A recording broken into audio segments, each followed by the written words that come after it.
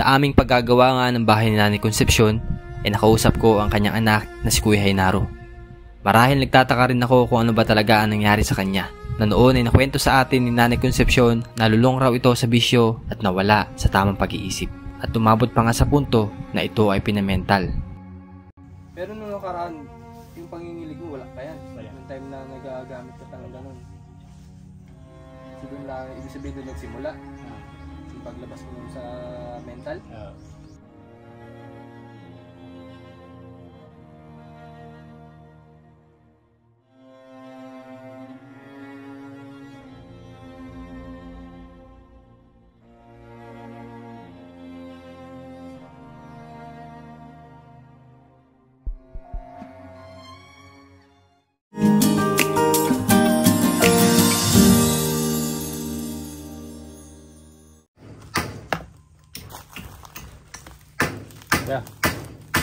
Ano pa lang nangyari si Daddy? Ba't siya na, ba't siya na mental? Wala ko sa hili ko. Bakit? Ewan. Anong dahilan? Wala. Bigyan na lang sakit. Ha? Bigyan sakit tayo. Hindi pa nga dito masabi ni Kuya Jainaro ang naging problema niya. Gumagamit ka ba ng ano? Dati? Hindi. Nakailang buwan ka dun? 6 na buwan. Saglit lang naman ako dun. Ha? Saglit lang. Ilang taon ka nun? 45. 45 anyos.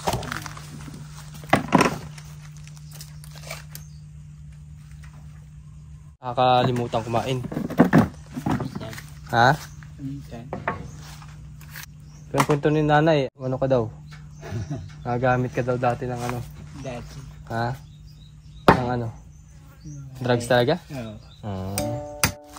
Isa rin sa dahilan ko bakit gano'n, no? Kaya wala talaga maganda na idudulot yung paggamit ng drugs, no? Wala.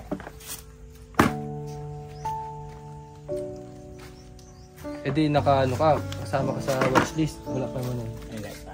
Ay kasi hindi pa si Duterte, no? Ano ba, kuya? Nakaganon ka? Ano ba pakaramdam pag nakaganon? Parang lasing nila. Tapos magaan? Pagkaramdam. Parang ganon. Oo. E paano ka nakaganon eh, ano? May trabaho ka noon? Kada. Gagawasan. Parang pakikisama. Oo. Ano? Yan. Tapos pag naayaya, kasama. Pero dati hindi ka pa ganyan, nakakatrabaho ka pa.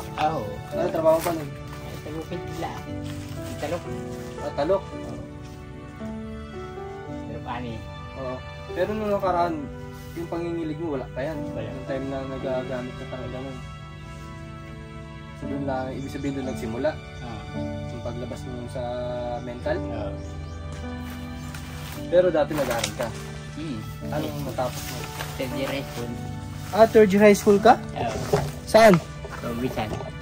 Tapos, tumigil ka na. Dahil sa kahirapan. So hindi na rin na sustentuhan yung pag-aaral mo. Hindi. Pero anong pangarap mo sana? Wala. Ha?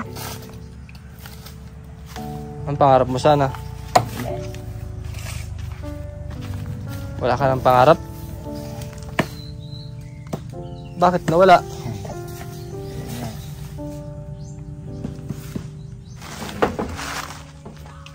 Ano yung mga na-experience mo sa loob ng mental, kuya? Wala. Tulad na ano, kuya, ng mga na-experience mo doon sa loob? Wala nila. Ha? Wala nila. Pagkamot.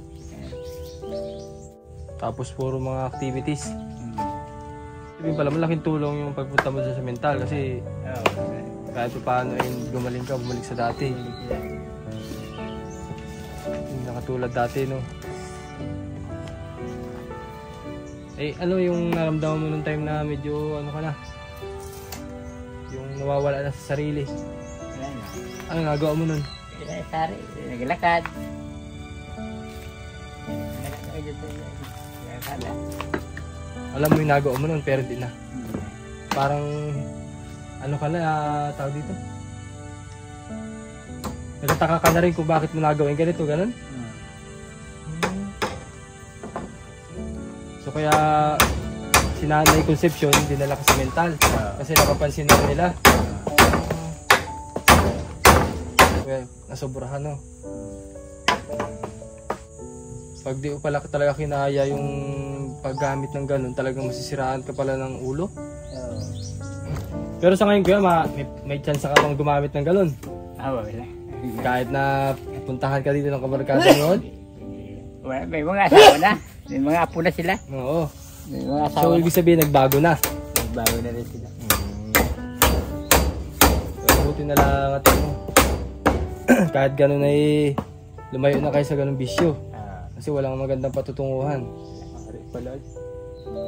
Eh, tunay naman talaga walang patutunguhan na maganda. Kasi katulad ng mga kainin mo na lang, pang ganun pa. Eh ilang oras na naman yung epekto sa katawan. Diba? Ay kamahal-mahal nun.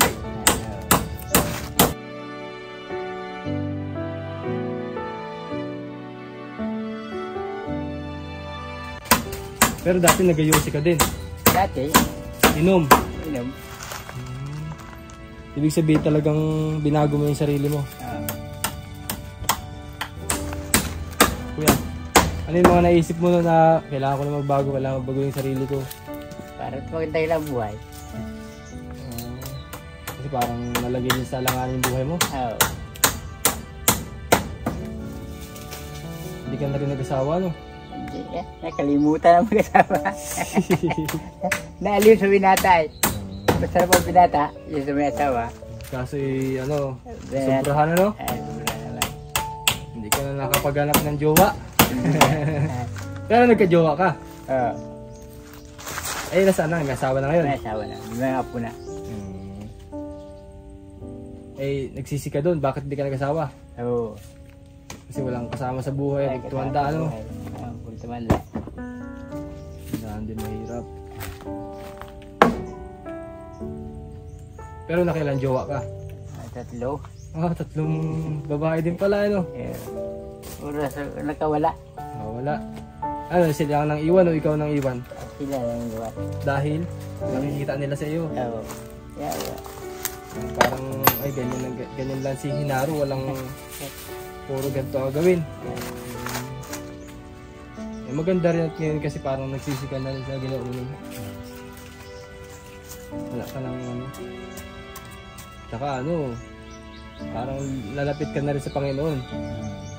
Kahit ka ba nananalangin? Hindi mo kakalimutan kasi kung ganyan ang nangyari sa iyo, binigyan ka pa rin ng pangalawang pagkakataon, kuya, no?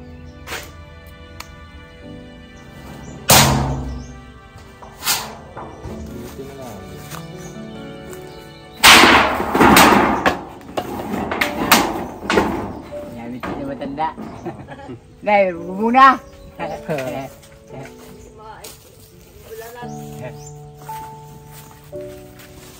Paano pag nadumi kuya ang nagamit ng CR, di basang-basa pag naulan? Panaulan. Basta. Eh, diretso ligo na. Dili-diligo.